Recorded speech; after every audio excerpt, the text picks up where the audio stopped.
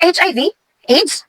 Kung bago ka pa lang sa video na to at gusto mong malaman kung ano-ano ito, tara, pag-usapan natin to at tapusin natin ang video ito.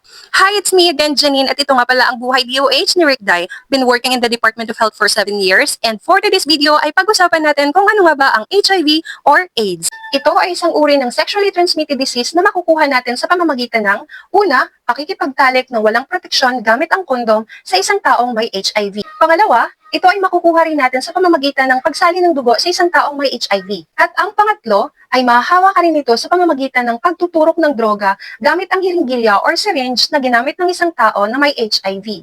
At higit sa lahat, maaari ring maipasa ng isang ina ang HIV sa kanyang sanggol habang nasa sinapupunan pa lang ito. Pwede rin sa panganganak at pati na rin sa pagpapasuso.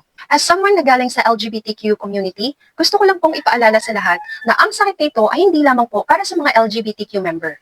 Ito ay pwedeng makuha ng kahit sino. Paano natin maiiwasan ang sakit na HIV or AIDS? Ang Department of Health ay merong ABCDE para mas madali nating matandaan at para maiwasan natin ang pagkakaroon ng ganitong sakit. Again, paano natin maiiwasan ang pagkakaroon ng HIV or AIDS? Una, abstain from sex before marriage. Ibig sabihin lang nito ay iwasan natin ang pakikipagtalik kung hindi pa tayo kasal. Pangalawa, be faithfully loyal to your partner, husband, or wife. Ibig sabihin lang nito, dapat maging tapat ka sa asawa mo. At ang pangatlo, correct usage of condom as a barrier. Ibig sabihin lang nito, gamitin natin ang kondom sa tamang paraan. At syempre, ang D, do not engage on drugs. Ibig sabihin lang nito, huwag tayong malulong sa droga o kaya naman sa pag-iinom. At ang panghuli, educate yourself. Early detection and treatment ay pwedeng makatulong sa'yo upang mabigyan ka ng agarang gamot at maiwasan natin ang paglala ng sakit na HIV or AIDS at maiwasan natin ang mga posibleng komplikasyon. Ano-ano nga ba ang mga palatandaan o simptomas ng sakit na HIV or AIDS? Kung nagustuhan mo ang video na to at gusto mong malaman ang mga simptomas ng HIV or AIDS, please like and share and wait for the part 2.